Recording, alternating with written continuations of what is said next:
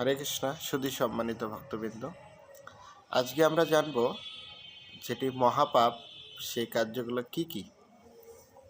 তা শ্রীমদ্ ভাগবতমে যখন পরীক্ষিত মহারাজের রাজ্যে অধর্ম প্রবেশ করেছিল, অর্থাৎ কলি একটি রাজার রূপ নিয়ে একটি বেল বা ষাঁড় গরুর পা কেটে দিয়েছিল, তখন পরীক্ষিত মহারাজ অনেক রেগে গিয়েছিলেন।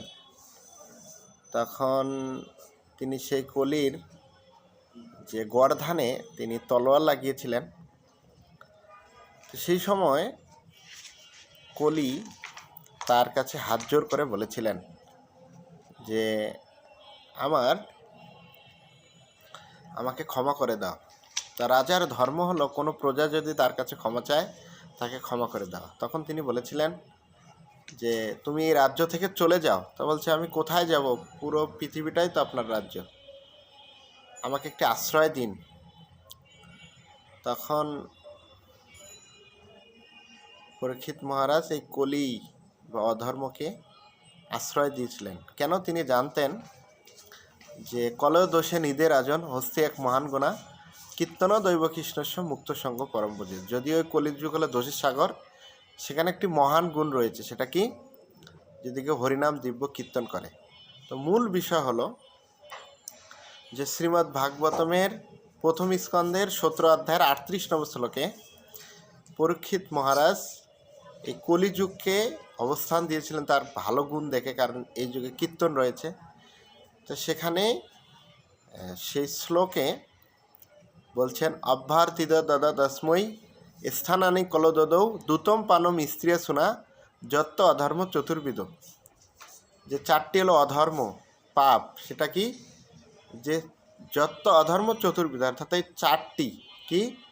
যে আমিষ আহার গ্রহণ করা বা মাছ মাংস খাওয়া বা পশু হত্যা করা, 1। 2 হলো নেশা করা, 3 হলো স্বামী স্ত্রী ব্যতীত মিলন করা, আর 4 হলো তাসপাশে খেলা। এই চারটি হলো অধর্ম বা পাপের ফ্যাক্টরি। কারণ এই সমস্ত বিষয়ে সমস্ত পাপের মূল কারণ লুকিয়ে রয়েছে। তাই এই চারটি পাপ যদি কেউ করে তাহলে তার কী হবে? যে সত্য শৌচ দয়া তপ। কেউ যদি আমিষ আহার গ্রহণ করে তার দয়া নষ্ট হয়, কেউ যদি নেশা করে তার তপস্যা নষ্ট হয়, কেউ যদি অবৈধ যৌন সঙ্গ করে তার শুচিতা নষ্ট হয়, এবং কেউ যদি তাসপাশা খেলে তার সত্যবাদিতা নষ্ট হয়ে যায়। তাই আমরা যদি একজন ভদ্র মানুষ এবং যথাযথ আহার করি বা আমরা যদি সাত্ত্বিক আহার গ্রহণ করি তাহলে এই সমস্ত পাপ থেকে আমরা দূরভীত হতে পারবো। তাই ভগবান বলেছেন যে তুমি আমাকে কী করো? ভোগ লাগিয়ে খাও। পত্রং পুষ্পং ফলম তয়ম, প্রেম সহকারে দিলে ভগবান গ্রহণ করে। আর তা ব্যতীত যদি কেউ ভগবানকে না দিয়ে সেই চারটি আমিষ আহার গ্রহণ করে, অবৈধ স্ত্রী সঙ্গ করে, তাহলে তার জীবন হতাশাময় হবে, দুঃখময় হবে, ক্লেশময় হবে।